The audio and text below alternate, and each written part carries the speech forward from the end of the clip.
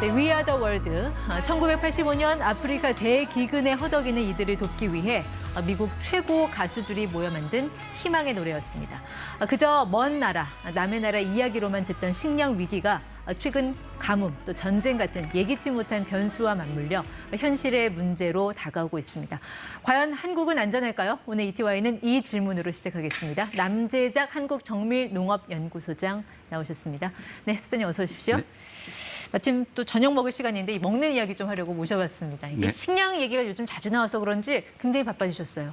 네, 갑자기 식량위기가 심해지면서 시골 사람이 갑자기 도시에 불려 나온 것처럼 예, 좀 많이 당황스럽습니다, 요즘. 그만큼 좀 식량에 대한 걱정들이 많다는 얘기일 텐데, 네. 뭐 유엔도 나서서 식량 위기라는 말을 하고, 뭐 식량 전쟁이다 이런 좀 섬뜩한 용어들이 등장을 하니까 이제부터 정말 우리가 밥 굶는 거 아닌가 하는 좀 과도한 불안감도 있는 것 같아서 일단 위기의 실체를 좀 정확히 알아야 될 것 같아요. 네, 이 식량 위기는 사실 작년부터 시작이 됐다고 볼 수 있거든요. 유가가 상승하면서 곡물 가격이 오르기 시작했고, 또 미국에서 사상 최악의 가뭄이 들면서 이미 곡물 생산량이 30%에서 40% 줄었습니다. 그것 때문에 식량 위기가 곡물 가격이 상당히 오를 거로 예상이 됐었는데 우크라이나 전쟁까지 터지면서 이게 2010년 때보다 더 높은 가격이 형성하고 있는 게 지금 식량 위기의 실체로 볼 수 있습니다. 그럼 정말 그런 위기를 맞닥뜨린 실제로 정말 밥을 굶는 그런 나라들이 뭐 어느 정도나 된다는 겁니까? 가격이 사실 50%, 60% 이렇게 올라가면은 취약한 국가부터 반드시 문제가 생기게 되어 있거든요. 저소득 빈곤 국가. 네, 그렇습니다. 그래서 그 취약한 국가 대부분 아프리카에 있게 되는데요. 저 에티오피아라든가 나이지리아 같은 이런 6개국을 가지고 세계 식량 기구에서는 이미 재앙적 위기 상황이다 이렇게 정의를 내렸었고요. 그 외에도 많은 국가들에 대해서 이미 위험하다 이렇게 판단 내리고 있습니다. 일단 뭐 저소득 빈곤 국가가 가장 이런 약한 고리를 먼저 맞게 된다라는 얘기인데 우리나라는 뭐 국민소득 3만 불 시대에 접어들고 했으니 뭐 빈곤 국가는 아니잖아요. 그럼 이런 위험 반경에서는 어느 정도 떨어져 있다 이렇게 봐도 되는 겁니까? 그렇게 보기는 어려운 게요. 이게 뭐냐면 식량 위기는 전 세계로 확산되는 경향이 있거든요. 그래서 우리나라에서도 이미 작년부터 이미 느꼈을 겁니다. 식료품 가격이 너무 올랐다는 걸 많이 느꼈을 거고요. 이미 그리고 외식업체를 하는 빈대떡을 만들거나 삼겹살을 하거나 이런 수많은 곳에서 이미 점주들은 이미 이제 소득을 얻을 게 없다 이렇게 많이 느끼고 있고요. 그리고 또 이거는 이제 식량 위기의 아직까지 초입이라는 거죠.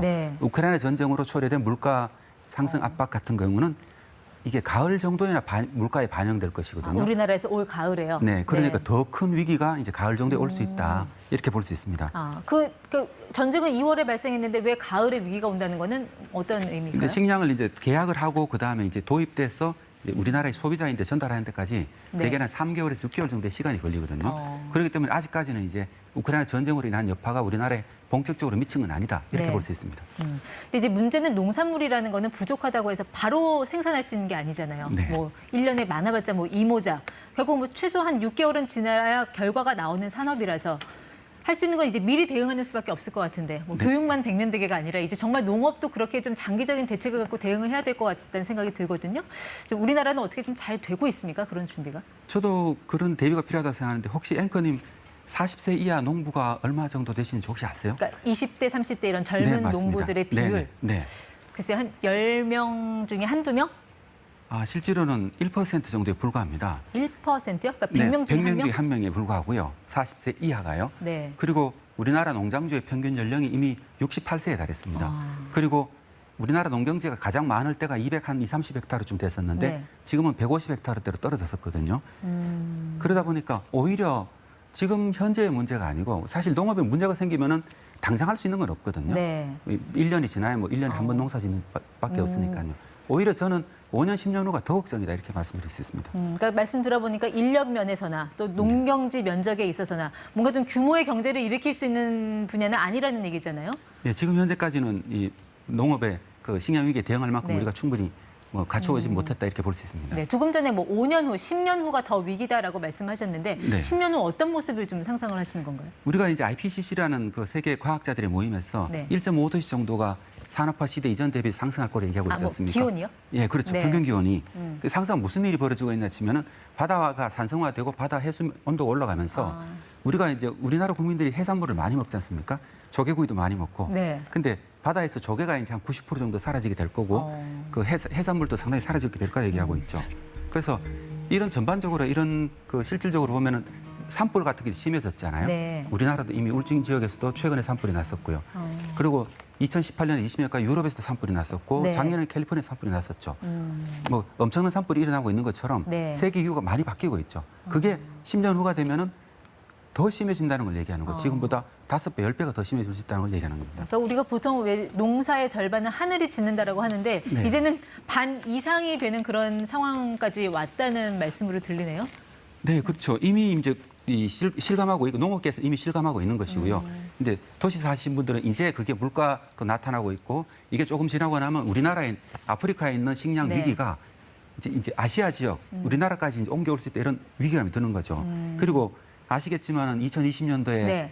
54일간의 기록적인 장마가 하루도 빠지지 않고 비가 내렸었잖아요. 기억나죠? 네. 네, 그때 햄버거에서 토마토가 사라졌었고. 아, 그 프랜차이즈 업체들에서. 네, 네. 네. 그리고 작년에도 보면은 그 감자튀김이 안 나왔던 적이 많았죠. 올해도 계속됐었고요.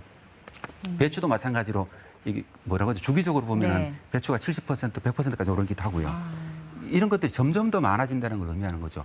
근데 지금까지는 이게 우리나라에서는 배추라든가 토마토 정도였지만은 이게 이제 한 2030년쯤 되게 되면 그게 곡물로 옮겨가게 되고 우리나라 본격적으로 위험이 달 수 있다 이렇게 볼 수 있습니다. 근데 말씀하신 그 기후 문제라는 건 사실 사람이 어떻게 할 수 없는 영역이라서 더 암담하다는 생각이 들거든요. 네, 그래도 우리가 좀 할 수 있는 거 요즘 자꾸 얘기가 나오는 게 이 곡물 자급률 이거 많이들 이야기하잖아요. 네.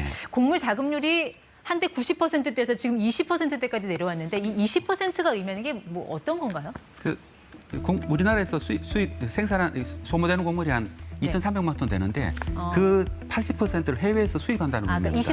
20%만 자급자족을 할 수 있고 나머지는 다 수입을 해야 된다. 네, 그렇습니다. 그러니까 우리나라의 생산도 중요하지만은 네. 해외에서 수입되는 상황이 더 중요하다고 볼 수 있죠. 그러니까 20%면 이게 딱 곡물별로 또 다 차이가 있을 거 아닙니까? 자급률이? 네, 그렇습니다. 네. 쌀 같은 경우는 이제 한 90% 넘게 우리가 작업을 하고 있지만은 콩 같으면 30%, 예.